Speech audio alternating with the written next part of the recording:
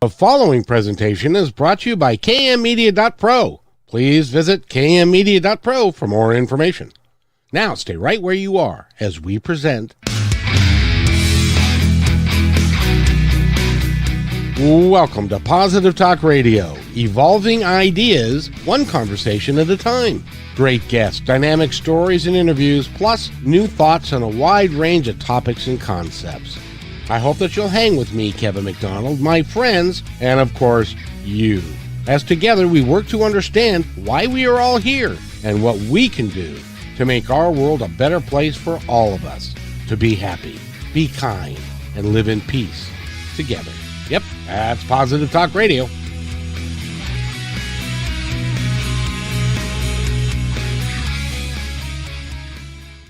Episode of Positive Talk Radio, and I hope that you're gonna relax and enjoy the next hour, because I've got one of my favorite people that I've had on in quite some time. He has got a plethora or a placenta of information around him. He is, I'm sorry, I stole that joke from you. And I got that from Cindy Hollis, who has a payroll place in Lebanon, New Hampshire, and she referred to me as a placenta of information. Well, if you think about that in a kind of a weird way, that's kind of true, because you're the filter of all things, and you hold nourishment for everyone, and all, you know what I mean? So, oh man, I'm never going to hear. I hope you're happy, Cindy. You're now more famous and that was very skilled, Kevin, that you were able to pull all that out from that placenta comment. Oh, this is going to be fun. I can tell you right now.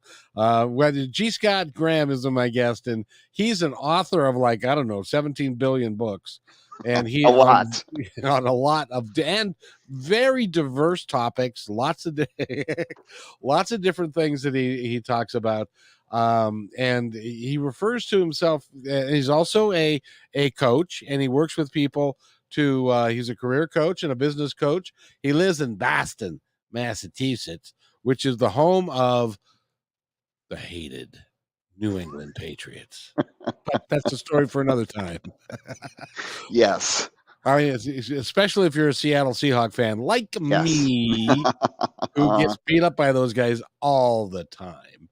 And so we've got, he's got, let's see, there's two. How many books have you written in total? I'm working on my 16th one, which is coming out at the end of the month, on business, early warning signals for business. And so that one is just on the pipeline. It'll be out in about 2 weeks. Oh, cool. So early warnings for business, as far as warning, Will Robinson, warning, you're about to fail kind of thing? That's kind of like that piece. So I liken it to the engine warning light of your car. You know, most people start, especially here in the pandemic, everybody's out starting their own business, right? And you wake up one day and you're like, what the heck happened? Where did all the money go? My bookkeeper took it all. Or how did I end up getting in this situation? Or, my business partner got arrested for porn on his computer or something like that, right? It goes on and on and on. It's like, so the book takes the terminology and strategies that we see from weather and climate monitors and takes it and applies it to a business sense. So in weather, there's hazards, a lot of rain, fire, earthquakes, tornadoes, those types of things. And so you got to know what the hazards are that are out there and be watching for them. But at the same time, some businesses are more vulnerable to certain hazards than others. Just like, in California, you're more vulnerable to earthquakes than people in Boston or Vermont. You're more vulnerable to flooding if you live right in, on the floodplain in Florida than you are if you live in the mountains of Tennessee. So just like that, a great example is COVID. COVID-19 was a hazard that nobody thought about. And for some businesses, it was horrible. Restaurants were incredibly vulnerable to that hazard. I don't know how Other they survive. businesses, yeah, other businesses did backflips, right? Zoom, WebEx, they were like the Zoom and WebEx to COVID were like sandbag manufacturers to the hurricane in Louisiana. When the waters were rising, everybody was scrambling, but the sandbag manufacturers were like, woohoo, right? I mean, they probably weren't doing that, but anyway. Well, but Um, in some of those cases, their stock went through the roof, their yeah, usage went up. Netflix did really well and for a while and stuff because people had nothing to do except sit there and binge watch on TV and all that kind of stuff. So exactly. yeah, so and So it's coming out in 2 weeks. perfect. Well, and I'll give you another example, and this is one that I'm sure you've thought of, but in my world, Uh-huh. because I have a little company, and Uh-huh. when I mean little, I mean really monumentally little. The thing it's got like that one person working with me kind of thing, and but the problem is that because it's a media company and I do podcasts, I do a lot of podcasts. I also have a radio show, which I'd like to have you on KKNW in Seattle. That'd be I think great. we have a great time doing that. And but because of that, people have delusions of grandeur of what they can do, and they want to come and, oh, I would love to work with you and I'd love to do, but it's all kind of tainted because they've got this underlying motive, you see, Right. because Right. That's they very want true. they want to be famous, and they say, well, you've got a podcast, you've been downloaded over 75,000 times, you're a going concern, I want to be part of what you, and then they try and take it over, they try and sabotage it, they don't, so it's very, very difficult to find people that are pure of heart that are really interested in, because what I do is it's a mission. I do Hmm. positive talk because I want to really make a positive difference in the world. Right. You've got And a message to send out to folks. You're making change happen yes, in a great way. I'm working my little tail off to try and get that done, but there are people that are willing to sabotage that for their own selfish best interest. How do you combat that? Oh man, that is a tough. That's more than a hazard, right? Uh, It's you more can than a bump avoid. in the road, too. Right. You can put up sandbags to keep the water out. There's not. I mean, this is a little bit more aggressive than just some event that comes by your way. Although a lot of the hazards, like I talked about, you see over and over again. People don't pay attention to their books, and bookkeepers start off, going for an occasional trip to Dairy Queen and getting some ice cream cones, and then the next thing you know, there's an iPhone for their son and their daughter and this person and a rental car, and you're like, well, I trusted this person, how did that happen? um, it happens a lot, because you know what the reality is, the only people that want to start a business to be forensic accountants are forensic accountants. um,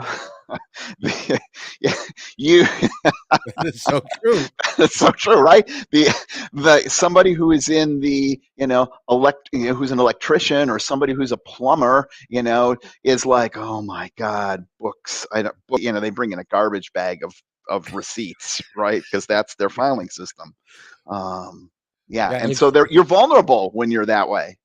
it's really hard if you are the world's best plumber, but you can't add numbers and you can't see, and you don't monitor your checkbook and monitor what's going out and what's coming in and where the money's going because you're Right. trusting somebody, and then the next thing you know, you have no money and you can't make payroll.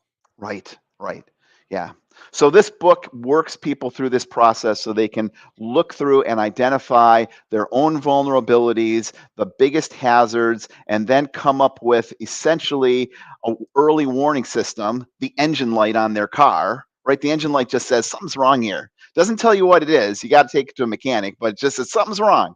Or the tire pressure monitor doesn't tell you whether you got a flat or whether you just got a slow leak. It just comes on and says something's wrong. Doesn't even tell you necessarily which tire, at least not in my car. Not in my Um, car either.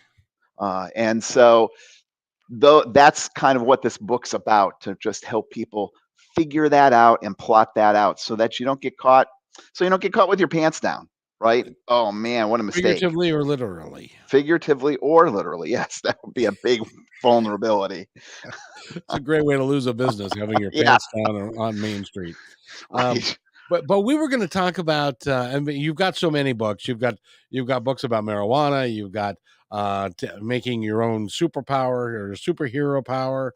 But I wanted to talk What was about the a little marijuana bit, book? yeah, Yeah. about let's see if I can pronounce it again correctly. Androphile pride. Oh yeah. Androphile. There, you got it right. That's Hey, it. Here we go. Like a how about magic trick. Watch. Boop, boop, boop, boop. There we that's go. Look at that. There it is right there. that's the one. Now, what is this particular writing about? Well, you're probably going to be shocked when I say this to you, Kevin, but all my books have an attitude about something. It's not like, the history of algebra that I'm doing a book on. They all have a very strong specific focus and opinion, right? Like, my marijuana book's very particular and critical about the current public health approach to marijuana and how screwy it's going to be, as you remember from the last call that we did, or last podcast we did. Oh, before we go on, I just want to. I just booked a guest who was suffering depression, and then he found magic mushrooms, and so I don't know if you know anything about that, but that's going to be another show that I do, That which will be very very interesting. I know nothing about magic mushrooms, so but anyway, so we're talking about pride. Yeah, so we're talking about this book, Androphile Pride. There we go. I'm going to set it down. And the the piece that brought this book to my fray, or my view, or my concern, was really what we see in the gay community. And this is really a travesty, in my opinion. And this is what prompted me to write this book. There are tens of thousands of gay men. I'm only going to talk about gay men here, but I mean, you could apply this with lesbians and other folks. But in this book context, I'm talking about gay men. They struggle, they don't find acceptance, and they come out of the closet and they reach out to the gay community, and very quickly, this kind of orientation process happens where these guys learn this is what it means to be a good gay guy. And that means that, everything from the mild stuff like what kind of vodka you should drink, what kind of underwear you should wear, what kind of body you should have, what kind of music you should listen to, your politics in a very, pushy leftist kind of way. And this is not anything against the left here, but it becomes almost this piece of if you don't agree with us, then there is something wrong with you.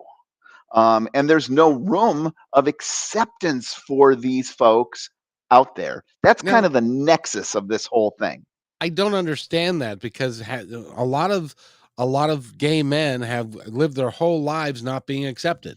So you would Exactly. think they would be very accepting of other people because that's what they've had to deal with their whole life. Exactly. But in the gay community, you see pushback around this stuff, and you see people label people who disagree with the party line as having internalized homophobia. In fact, there is a psychological assessment.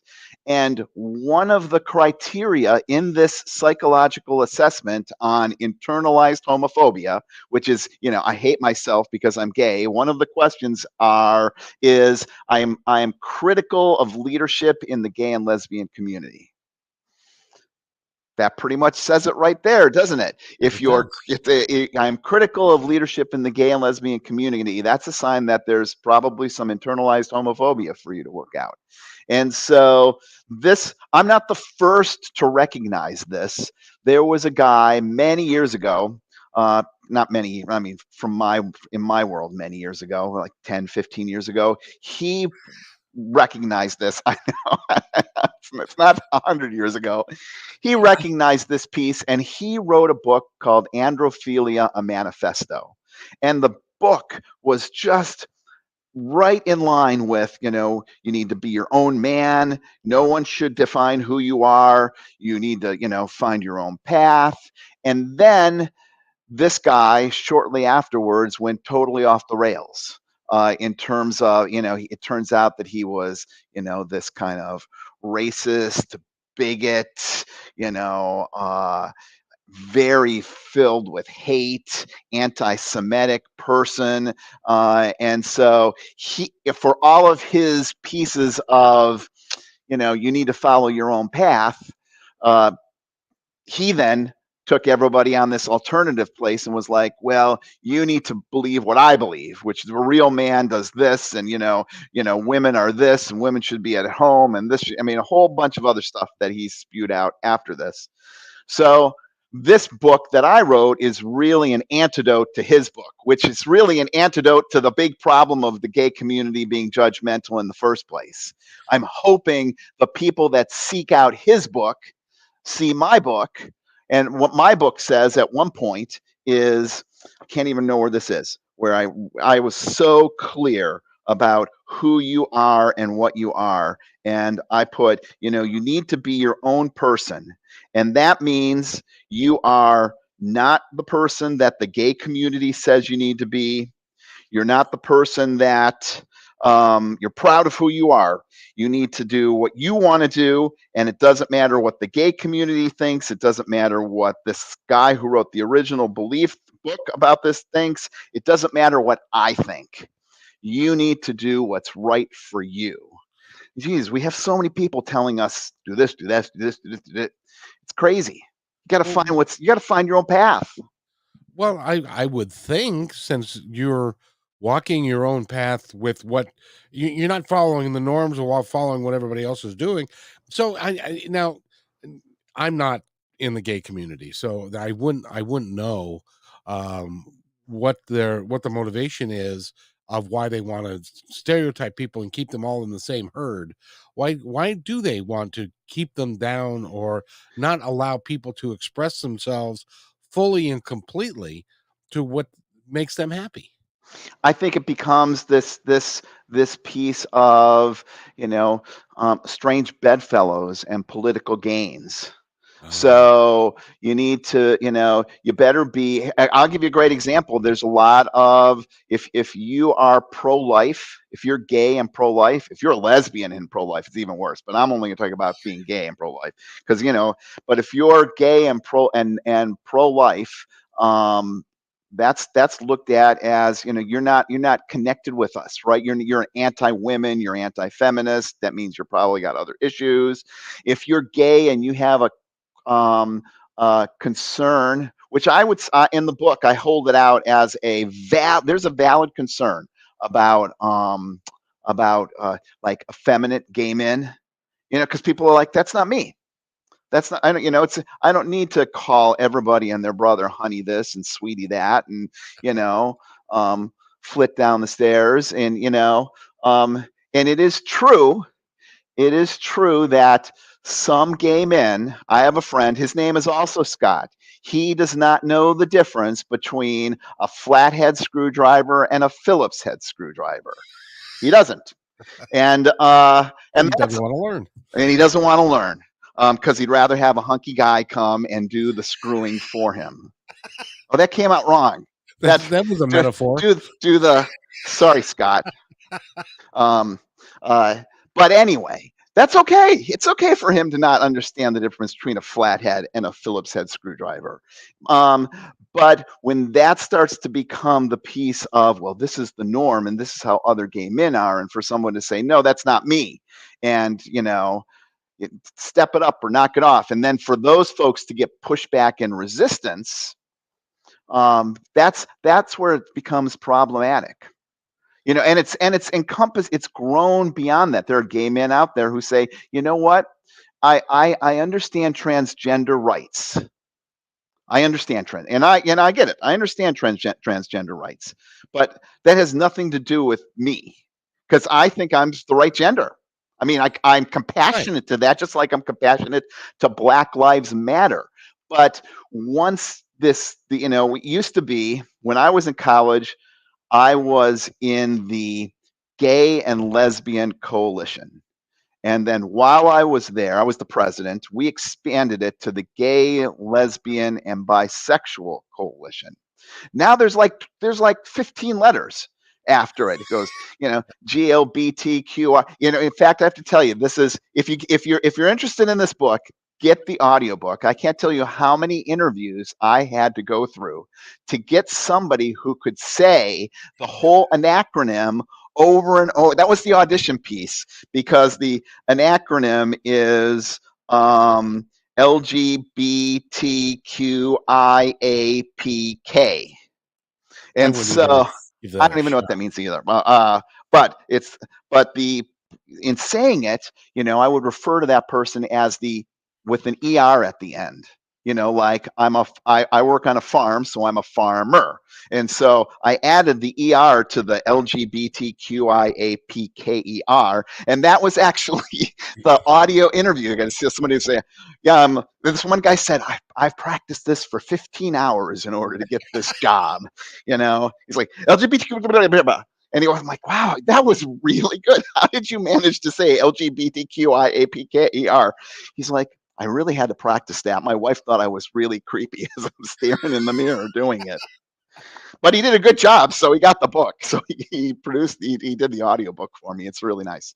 Oh, very good. And you can find that on Amazon and everywhere, right? Yeah, it's on Audible. It's not it's Audible. It's on the Audible that this is on there. Yeah. Yeah. And you can get it off of Amazon too. I'm particularly, poignant about, and I said this to somebody, they were like, what? I said, you know what? RuPaul is the Uncle Remus of our age. And they're like, what does that mean? You could say that. Go ahead, say Kevin. I'm doing the Kevin part. I'm not even giving you a chance. Why don't you just say Kevin? What does that mean, Scott? No, you're doing fine. You can interview yourself. It's like I don't know. Hey, what? No, you're doing great. For the next show, you can just like put me on the screen and say, I'm Kevin McDonald. I'll be back in an hour. Scott shuts up. Yeah, but you see, the thing is I really enjoy your sense of humor. You have a lot of great things to say, and me as an interviewer, it's like, look, if this is good content, I don't need to say a damn thing. I just wind you up and go. And I'm already wound up, so you just have to wind me up because I'm like a monkey, one of those monkey things with that claps their hands. Tambourines. Yeah. Yes, that's it. So anyway, go ahead. Well, I was just going to ask you. So why, in the book, what do you attribute it to? Why is there this desire that everybody toe the line and do it a certain way when I wouldn't have thought that that's even a consideration, because I know a lot of gay men that are free spirits and they have different attitudes, different thoughts, and they're across the spectrum. But why is that? I think it's divisive to the political agenda. Just like when you hear, an outlier of the mainstream Black agenda that comes out there, then someone's like, oh, but you know what? They never turn to the outlier of the mainstream Black agenda and say, you know what? You're screwed up. You need therapy as a Black man or a Black woman because, Well, do you remember a movie called Everything You Wanted to Know About Sex? Woody Allen did it way back when. And at one point he was treating it, this guy was having sex and all the sperm were all dressed in white and they were in the hold of the and there was one Black guy and it was like a Donald Trump convention. It's like there's the one Black guy was, what am I doing here? What am I doing? And it was all. Oh, is that? I thought you meant it was like a Donald Trump convention because it was all sperm. But it was the white Black comparison that you're doing. Yeah, okay, now I got it. The white Black thing, but so that's. I guess we're gonna get hate mail. That is G. Scott. You can find me on the internet. Just Google G. Scott Graham. At .com, by the way. Yes. GScottGraham.com. But we do the same thing because if, as an example, as a Black man, you're expected to be a Democrat and to follow the Democratic Party and the Democratic line and all that kind of stuff, rather than be free to be who you are. You're right. And I guess the gay agenda is the same thing, because you're looking, and I get it. They want to improve the rights, and which I think is sorely needs to be done. I think people are people, and we should just leave the rest of that. It doesn't matter. But I guess are they super sensitive to that? Yeah, I think that it's a big piece. But see, the big difference is that the black community or the Hispanic community or whatever the community is, that they put pressure on you to conform, right? Like Yes. you just said, black Democrat. You your psychological health isn't called into question. You're not labeled as some person who needs extensive therapy because you're just messed up. I think the added thing that happens in the gay community is that there is a time for all of the GLDDPQR casters that are out there, where you weren't that way, where you were, I was, until I came out of the closet, everybody thought Scott was straight. And Right. I acted that way, and there was this device, this dividing line that said, okay, here's where this shifted, and here's where this moves on. And there's a piece now, especially in this kind of internet focused place, where you'd think people would be, boy, we're so liberated. I actually think people are actually more held down, and there's a lot more shame, because you can easily go on to apps like Grinder and get laid if you're married, and get laid in secret. That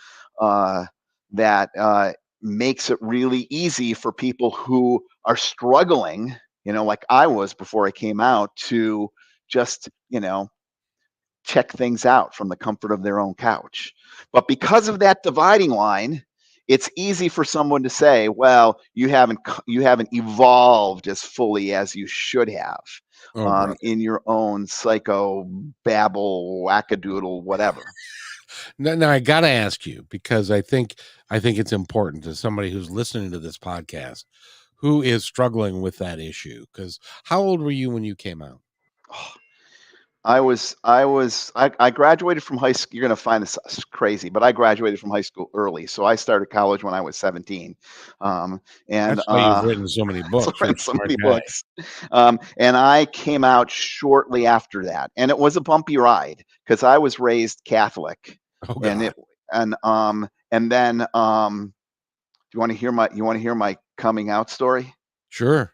Oh boy. So I went to, like a good Catholic, instead of going and talking to, I don't know, the Catholic mentor or this, I went to see a priest. Oh no. And oh yeah, it gets better. It gets better. So I just didn't make an appointment to go see a priest like on a Friday morning or a Saturday afternoon. I went to confession to talk to the priest about this issue. Right, it's already setting the stage of like drama and stuff like that. And I write about this in the book, about what a big transformative piece it was, and where it was, I could feel there are these times in your life, and I bet your readers or your listeners and viewers know this. I know you're not readers, although maybe anyway. And, but there's these times in your life where you get these glimmers where you can just actually feel the shift, like Yep. right here, and it's like, oh. And that was one of the times when I went to confession, and I spilled my guts out to this priest, and he was not a very attractive priest at all, at all. Um, and He looked at me and he said, you know, this was in the 80s. This was in the 1980s. Put this in context right here. AIDS crisis, Yep. Ronald Reagan, lots of, there was nothing that was legal. I remember coming out after a few years after that, coming out of the mall, and people followed me out with a pair of brass knuckles and put a dent in my pickup truck. Oh jeez. And so I talked to my father, and he's like, "You got to carry a baseball bat in your car." And so I carried a baseball bat in my car after that. But So I went to talk to the priest in confession, right? And at that time, I don't know if the Catholic Church still does that. You could walk around and do face to face. So I wasn't on my knees praying. I walked around. I talked to the priest and told him this piece. And I'm gay. And he said, after a long pause, he said, basically, he gave me the line of like, Christ loves the sinner but hates the sin, right? And I'm like, now remember, like I'm 17 or 18, right? My hormones are like bing, bing, bing, bing, bing, bing, bing, bing, bing, bing, bing, bing, Going right? crazy, baby. And he looks at me and says, and I'm like, what is that supposed to mean? And he says again, it's God loves you for who you are. He just doesn't love what you do. And I said, I what is that supposed to mean? He said, it's okay that you're gay. You just can't act upon it. And I'm like, I already am like clicking it out. I'm like, what is that supposed to mean? He's like, you need to be celibate, right? I'm bing, bing, bing, bing, bing, bing. I'm like, what? What? My mother told me the very same exact thing. And I said, wait a minute, wait a minute, wait a minute. So you are condemning a segment of our society to a loveless life because you don't like who it is that they love? Well, no, it's that God doesn't like who it is. God Yes. made him exactly the way he is. Knock it off. She didn't like me after that. So he said, so I popped right off on him and was like, yeah, I'm not doing that. How am I supposed to do that? That's impossible, right? I'm like, beep, beep, beep, beep, beep. I'm 17, right? I'm locked alone in the bathroom for 5 times a day. I'm 17. And so the priest looks at me and says, I'm celibate, right? And this is going in my blood's going like this, right? He's like, I'm celibate. And he said, we all have our crosses to bear. And that just set me over the roof. I stood up right there, and this is that point where I could feel like the innards kind of shifting. I looked at him and I said, with lots of profanity, using the F word, I'm like, first of all, you're an effing priest, and you're ugly, and you made a choice to be this way. I didn't choose to be this way. This is just bullshit. And then I walked out. And then the next week my mom's like, how come you're not going to church anymore? I'm like, I don't know. She knew, Well, but I was like, but that was a big, shift. It was the 80s was a very judgmental, harsh time. I mean, it was harsher before that, but oh I yeah. mean, oh Well, man. I don't mean we don't mean to be bashing the Catholic Church, but I did an interview earlier today involving a man that was sexually abused by priests when he was 5, and so that's also going to be coming out. So look for that on Right, positivetalkradio.net. right. Um, The unfortunate thing is that, that a lot of folks like really blame the Catholic Church for, these people that are, priests there. And I'm not condoning this when I say this at all. But, if you were single and a man and in your 30s or 40s, people were like watching you. It was not acceptable for you to be, single and a man living alone, let alone a man living with another man. And so, where could, those men who were not interested in marrying women go and not get a heap ton of grief from the community? Get a Catholic Church. Like that's like the perfect, you know. Oh, it's absolutely, and it draws people that sometimes have nefarious aims, because they can hide in and amongst the sheep, and Yeah. and be able to do whatever they want. I'm a little older than you, so I remember in the '60s when I was just a kid, my grandmother lived in a mobile home next to Dick and Harry. And they were men in their, I would guess, in their 50s. And I Hmm. remember my folks having a discussion with my grandma with about them. And they're nice guys and they take care of the house. And then, well, they must have had their wives must have died, or they must be widowers or something. It never crossed their mind that it was anything other than that. But they seemed to be. As it turns out, they had been together for like 40 years. Wow, that's So amazing. yeah, it really was. That's amazing.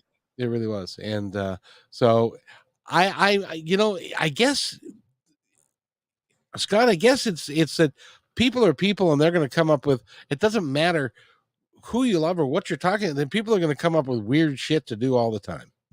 That is so true. That is so true. That yeah, people and people are going to come up with weird ways to try to keep people in check, Exactly. right? And you see, Exactly. and you see people that are just people separated from a river. The people on this side of the river don't like those people on that side of the river. So let's go invade the Ukraine because that's the way to do it, right? It's like, how is this? What's the difference? We're all human beings, and we just get so wrapped up into this piece of you have to be this way, or you have to believe this, or you have to walk that way. It's And really well, unfortunate. well, it's like I've said before, because the kids today, they have a wholly different attitude about things like race and Right. things like gender identity and that sort Right. of thing. Yeah. They're much more open to it. So that's why I believe in, and I'll get mail for this. I've said it before. That's why people get old and die, because the new kids will come up and they're a little bit wiser than we are, and Yeah. they don't have the preconceived notions or the prejudices that we have brought forward from the 60s and 70s and stuff. So Yeah. that's a good thing. That's the tide. Every time someone's like criticizing the government or this, I'm like, the tide's going to change because we're all going to die. And then like you see in the statistics, the the people who are white in this world are smaller and smaller and smaller and smaller. 30 years from now, what's going to happen there, right? It's and there's no changing that. That's just the future as it's shifting. And sadly, it's not. They're not going to go quietly into the night. It's No. because they're scared. They're Yeah. very scared that they're losing their whatever it is they think they have, which they don't really have anyway. Yeah. So one last thing about this book. If you get this Yes. book, if Yes. somebody goes and gets this book, there is a number of so I just want to show you. So this book is this much of the book this is the book. This much of the book is about information, and all this rest of the book is about developing your own identity, getting a journal, figuring out who you are. There's a bunch of exercises. And if somebody gets this book, and because you mentioned I'm a coach, somebody gets this book and does all the exercises and sends it to me, I will give them a free coaching session. Cool.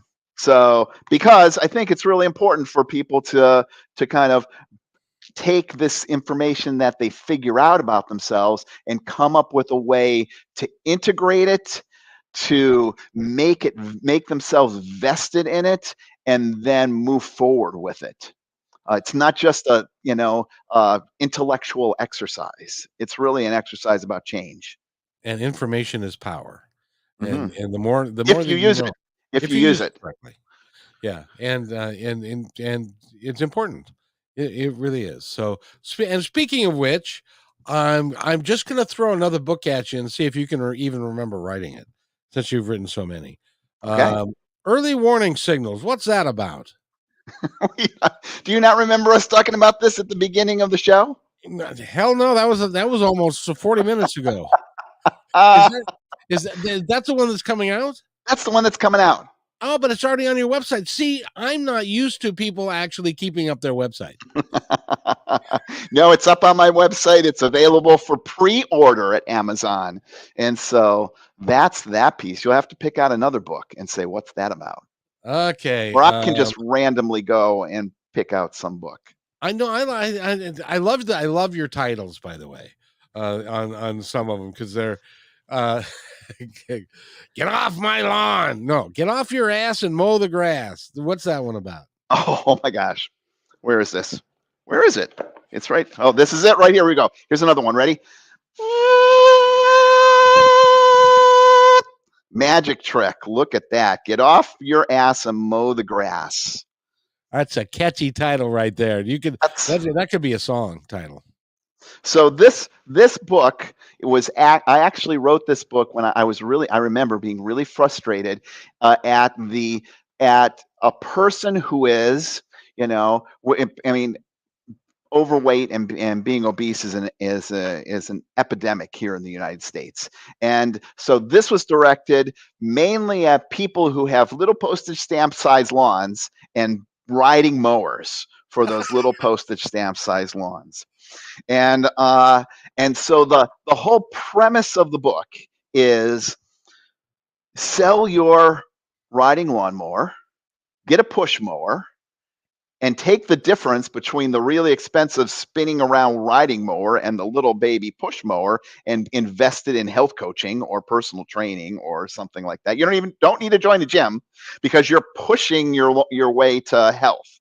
It's the book is very critical of we have become such a pathetic, myself included, pathetically sedentary society, right? I mean, I can't say the word because if I say Alexa, she's going to be like, "What do you want to do?" But I've got a number of those devices, and it now I just say her name and then say, "Turn on the television," and I don't even have to pick up the remote. She turns on the television. I can be in bed sleeping and the alarm goes off and I say her name, turn off the alarm. I don't even have to move. I can just stay there like that. That is really pathetic. Um, that's what we have become to. I mean, it's a great convenience piece, but there was a time when we had to grow our food and not just pop it in the microwave. There was a time when we had to walk. Your parents were like, "Oh, I had to walk to school in the snow and the da, da, da, da." But that was Uphill both really true, ways. right? Yeah, it was. And so we are now in this, sit down here. We push a button and our car starts with heated seats and all kinds of other stuff. And then we're like, why are we all gaining weight? I got to join the gym. And so the premise of this book is you don't have to join the gym. You just have to do the stuff that you used to do, right? One of the gyms, I'm in New England, and I can tell you one of the gyms that we have in New England, and it's totally free to join, is heat your house with a wood stove. If you heat your house with a wood stove in New England, you don't have to join a gym because you are bending down and picking up the wood and setting it over here, and bending down and picking up the wood and setting it over here, and carrying the wood from over there to over here. In fact, one of the goals of a tried and true New Englander is to touch that wood as little as possible. Right, the more times you touch that, and they'll say, it heats you 3 times. It heats you when you're cutting it. It heats you when you're stacking it, and it heats you when you're burning it in the wood stove. And it's true, right? You're out there, it's freezing cold, November weather, and you're out there in shorts and a t-shirt stacking the wood for the. Well, and you get the added pleasure of plowing the snow and using rather than when now they've got these fancy machines that'll do that for you rather than getting a snow shovel. When I came out with this book, one of my good friends, Tim Ames, I'm an EMT, he's a firefighter. He said, I won't say what the word is, like this one's get off your ass and mow the grass. He said, you need to do a follow-up that says, don't be a blank, shovel the snow. So you can work backwards as to what word rhymes with snow. Don't be a shovel the snow. I haven't written that book yet, but that would be so one of the interesting things in this book, I got to tell you, because I took this very seriously when I wrote this book. I trained for a half marathon. I ran a half marathon, and the only training I did was mowing the grass for the half marathon. You must Now have had a mine, big lawn. I was going to say it was 2 acres of mowing to get ready for the marathon. But my spouse and I did an experiment because we had a riding lawnmower, and we did an experiment. We marked out the property, like this, 80 by 80 square, and was equidistance from the garage, and we said ready, set, go. So we started the timer, and we both went off, and he went out with the riding mower to do his 80 by 80 square, and I went out with my push mower to do the 80 by 80 square, because you think that riding lawnmowers are going to save you time. Didn't save you time. I mean, it saved you a teeny amount of time, but in comparison, I burnt off like 10 times as many calories as he did sitting on the riding lawnmower drinking a Mountain Dew. Well, and that's the other thing is a lot of people will have an adult beverage while they're driving their they're not particularly going very straight, but but so so so what I got to ask you, because you've written all these books on so many different topics. Do you get a wild hair and then you just decide you're going to write about this topic and then you research it and do it? That is it. That is it. That's why, I write, I was working on my website and trying to come up with like WordPress was saying, come up with a theme. And I'm like, well, I don't know what that is. And I was like, oh, I know exactly what that is. It's, I have these diatribes, unique perspectives, and no drivel. Like there's no, in fact, a friend Tony Strange sent me a message after I posted that stuff. He says, really? Zero drivel? No drivel? I'm like, yes, there's no drivel at all. That's my goal. But, big diatribes. So that's exactly it. I get a hair across, and I'm like, I got to speak up about this. And I've got a long list of things that I've got to hair across. Now, I got to ask you, because you're a very you're a very opinionated guy and you've got a lot to say. Why aren't you doing a podcast? I would, but you know what? I'm too busy writing books. Well, I appreciate your contribution to society, because I think your writing is terrific, and all the subject matter that you do is really cool. And you've sold a bunch of books in your lifetime, haven't you? I have sold a bunch of books in my lifetime. In fact, I have to tell you that if you have a message to get out there, this is for you, Kevin, or any of your listeners or viewers. If you have a message to get out there and you're like, I don't know what I just can't. Don't let that stop you. Sit down, write till your heart's content, get your stuff out there. There are people out there that will help clean up your writing, make it all pretty, make it all look nice. And, the big monster of Amazon has made it easy to get your books published. And they give you a better rate than you would get with any of the larger booksellers. They give you 70% on your book sales, which is amazing. And they even, all these books that are printed, Amazon's got these ginormous warehousey things around the United States that print out a book at a time and then puts it in an envelope and sends it off to the person.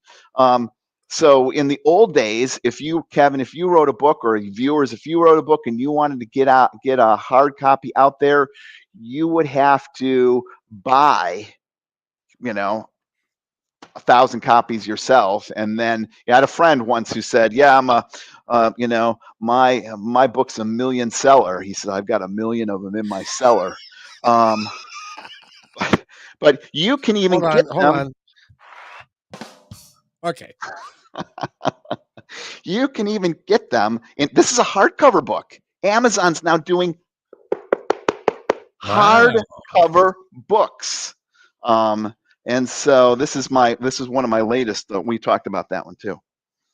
So that's really cool. That you can. Now, I was talking to an author recently, and she said that she went through a publisher, and the publisher priced the book at $14.95, and her cut was 87 cents. Is that possible? Yes, that's why you should not go through the publisher. Go So through if you price your book above $2.99 on Amazon, you get 70%. And if it's below $2.99 on Amazon, 99 cents to $2.99, you get 35%. So on a 99-cent book, you're going to make 35 cents. And Amazon does that because they want to dominate the ebook field. They want to sell more Kindles. And then if when you move to print, Amazon makes it out and lets you set the price, tells you how much your printing cost is. They take 60, you make 40, because obviously they have the machine to do this, and you print at cost, and then you figure out how much you want to make and then set your price and it's done. It's unbelievably great. oh, that's awesome. And anymore these days, everybody's saying, you've got to have something that you can give away on your website. So write an ebook. Do something like that you can put behind something on your like and create a membership fee, and then they can have this I don't know. That stuff's also gimmicky. I have actually 3 of my books for free. I just changed this book, this one, Make Time Your Superhero Power, which is a Yeah. pretty thick book. It's now free on Amazon. Because I figure, as I'm writing more books, I'm going to give some away for free, and then that gets the word out there. Well, Yeah. and people like your writing style. And so one of my favorite authors, people think I'm, like stupid for this, but Louis L'Amour, Mm-hmm. who was a Western author, Mm-hmm. and he wrote a lot of books. They had kind of the same theme, one versus the other, but they were fun to read. And once you get, because of your style, once people get to liking your style, then they pick up all your books because they're fun to read. Right. Thank you.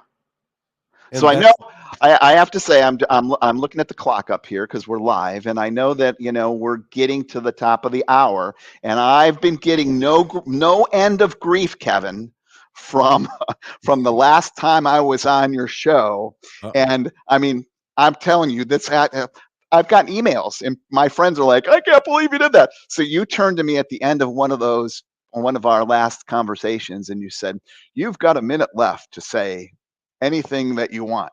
And Correct. I just went on and on and on and on and on and on. And you said, that's the longest minute I've ever experienced in my entire life, or something like that. And that has been, I've gotten no end of grief from my friends and a few people who have listened, who are like, yeah, you just can't shut up. You can't even talk in less than a minute. So I'm just mindful of that with 7 minutes left, that, if there's, I don't want to have you say, okay, Scott, you got 60 seconds to say what you want to say. And then you're like pulling me off to the side. Well, I'm actually prepping you for when I invite you on KKNW 11:50 a.m. in Seattle, because in addition to the podcast, I have a radio show, and so like here I can say, well, we're going to go about an hour, and then if you go long, you go long. There you go long. It's like, and we'll Shut see up. it. And I mean, they'll just cut your ass right off, and it's you're done. And so when like so if we go there and I say, Scott, you got a minute, and it gets to about 20 seconds, and Scott, well, Scott, thank you very much. So because it's when they're done because they got another show to do. Right, right. So Click. so it's Cut off that's in mid sentence. exactly the way it is. But you're one of those guys that I really enjoy talking to, and you're so versed on so many topics, and you can talk for a long time, and you're very intelligent as well.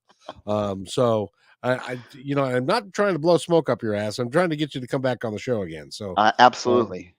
because you really are one of the more fun interviews that I get to do, and God knows I do a lot of these. You do. You do. You- Oh, it's my mission. it It's just is. what I do. It is. It is. But Head of if I lettuce, clairvoyant. yep, I got all kinds of you've obviously been on my channel. Yes. Yes. I have.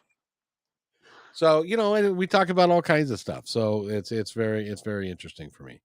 But I want to thank you for coming on again today. And next time I'm going to book you on KKNW and make you toe the line as far as when we get to come on and go off and all that stuff.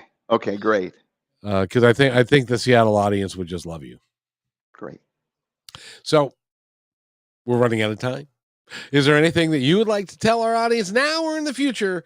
Anything about any subject at all, you get to pick. Boy, another hard topic to say. You know what? I will just say that I am this guy Scott, the guy that can't tell the difference between a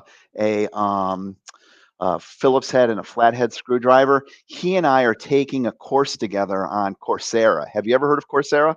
No. It's one of these big, they call them MOOCs, like massive online course. And and so we're taking this course together that's pre-recorded, and it's from the University of Michigan on emotional intelligence. And it's really nice. I've done a number of online courses before, everything from the history of Thomas Jefferson to, business planning. And this one's been really great. And it's been really great to do it with a friend that, we can talk about the topics of the course on the phone and share each other pieces. And, it's the message that I would say is just when you think you've learned it all, there's something else that comes along that can push you a little more. And so I'm really grateful that he's doing this course with me and that I'm doing this course with him. And you might see a book in a year on emotional intelligence from G. Scott Graham. I have to come up with a catchy title, right? Yeah. Well, you've got a bunch of them, and that one I think emotional intelligence is a great topic. Yeah. And that would be a lot of fun. I'd also like you to do some research and do your take on like near-death experiences or life after death or something like that. Oh yeah. I definitely have a view on that. Well, that's also in this book. This is Come As You Are. You've got to be very careful talking with somebody like you because you've written so many books. Yeah. You might have already written about that and I didn't catch it. But no. So that's good. So anything else you'd like to say before we? This is great. What a privilege to be with you again. Oh, it's my pleasure, sir. And we got to do this again because absolutely, it's you make for this is. We're going back to the very beginning when we're talking about businesses and the traps you fall into. I really enjoy talking to you. And so my normal self would say, hey, why don't you do more of these and we could be co-hosts and we can do. No, I can't do that anymore. I've been told I'm not allowed to do that. I have to ask permission from my executive producer now before I can do Yes, that. I hear that. I'll visit again. We've got more to talk about. Yes, surely.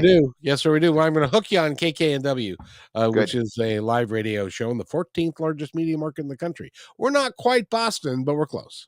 Yes, great. So, my pleasure. Thank you. We've been talking again with G. Scott. Go to gscottgraham.com and buy a book, for heaven's sakes. Buy 10. He's got that many. So. I do. Thank you. Thank you so much, and stay right where you are. Thanks for enjoying this episode all the way to the end. Please give us a like and subscribe to this channel. This has been a production of kmmedia.pro.